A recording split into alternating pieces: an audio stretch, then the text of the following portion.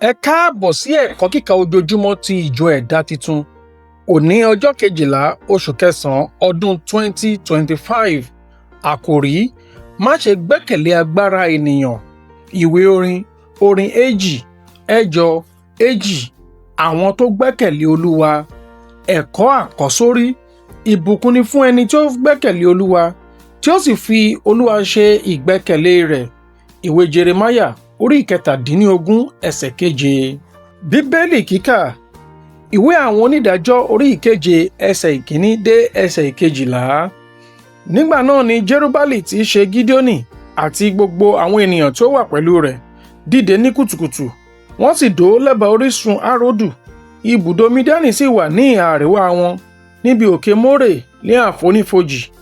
Olúwa sì wí fún Gideoni pé, àwọn ènìyàn tó wà lọ́dọ̀ rẹ pọ̀ jù fún mi láti fi àwọn Midiani lé wọn lọ́wọ́. Kí Israẹli má bàa gbé ara wọn ga sí mi pé ọwọ́ mi lé ó gbà mí là. Ǹjẹ́ nítorí náà, lọ kéde lé etí àwọn ènìyàn náà wípé ẹnikẹ́ni tí ó bá fòyà tí ẹ̀rù sì ń bà, kí ó padà láti òkè Gileadi, kí ó sì lọ. 11,000 sì padà nínú àwọn ènìyàn náà, àwọn tí ó kù sì jẹ́ 5,000. Olúwa sì fún Gideoni pé àwọn ènìyàn náà pọ̀ jù síbẹ̀, mú wọn sọ̀kalẹ̀ wá sí odò, níbẹ̀ lé èmi ó gbé dán wọn wò fún ọ. Yóò sì ṣe, ẹni tí mo bá wí fún pé èyí ni yóò bá ọ lọ, òun náà ni yóò bá ọ lọ. Yóò sì ṣe, ẹni tí mo bá wí fún ọ pé èyí ni yóò bá ọ lọ, òun náà ni yóò bá ọ lọ. Ẹnikẹ́ni tí mo bá sì wí fún ọ pé èyí kì yóò bá ọ lọ, òun náà ni kì yóò sì bá ọ lọ. Bẹ́ẹ̀ ni ó mú àwọn ènìyàn náà wá sí odò.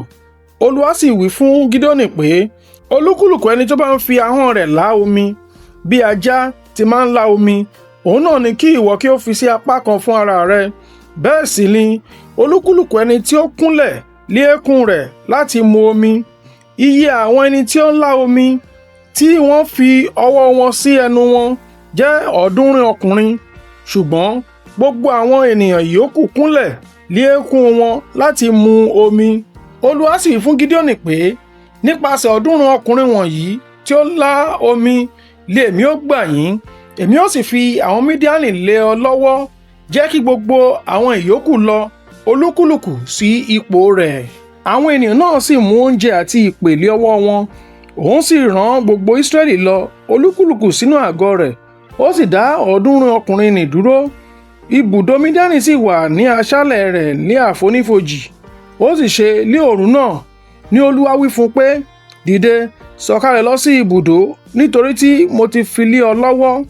Ṣùgbọ́n bí ìwọ bá ń bẹ̀rù láti sọ̀kalẹ̀ lọ, kí ìwọ àti Púrà ìránṣẹ́ rẹ sọ̀kalẹ̀ lọ sí ibùdó.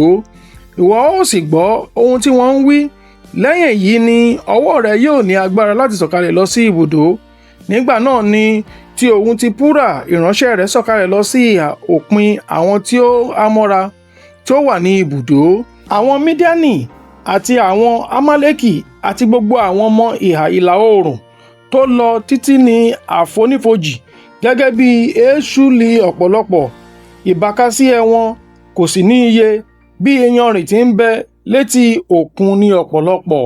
Ẹ̀kọ́: gẹ́gẹ́ bí ènìyàn, a ní láti ní ààbò nínú agbára ọ̀pọ̀. Ọkùnrin kan tó ní ọ̀pọ̀lọpọ̀ àwọn ohun ìní tí ó ń pèsè owó fún. Ológun pẹ̀lú àwọn ìṣúná ńlá àti àwọn ohun ìjà ìparun lè gbára lé àwọn ipá àti ohun èlò wọn. Síbẹ̀síbẹ̀, Ọlọ́run kò fẹ́ kí ẹnikẹ́ni fi ìgbẹ́kẹ̀lé wọn sí irú àwọn àǹfààní ti ara.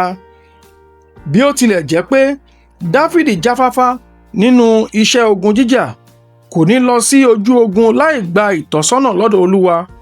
Nínú orin Dáfídì, ó jẹ́wọ́ Olúwa bí ibi ààbò rẹ̀, ibi ìpamọ́ rẹ̀, agbára ìgbésí ayé rẹ̀, nípasẹ̀ ẹni tí ó dojúkọ àwọn ìpèníjà. Hesekiah ọba Juda pẹ̀lú wá ààbò lọ sí ilé Olúwa ní àkókò ogun. Fún àwa onígbàgbọ́ ti òde òní, bóyá o jẹ́ ọlọ́rọ̀, ọ̀jọ̀gbọ́n tàbí alágbára, ó ṣe pàtàkì láti mọ̀ pé gbogbo agbára, ipá àti ìṣẹ́gun jẹ́ ti Olúwa nìkan. Ẹ̀kọ́ àmúrelé: nínú Olúwa nìkan ni agbára ayérayé wà. Àdúrà: Olúwa, bù sí ìgbàgbọ́ mi àti ìgbẹ́kẹ̀lé mi nínú rẹ. Fún mi ní èrè àwọn tí ó gbẹ́kẹ̀lé ọ, tí ó sì ń retí ìfẹ́ rẹ̀ tí kò yẹ̀. Àmín. Títí di ọ̀la, ó dàbọ̀.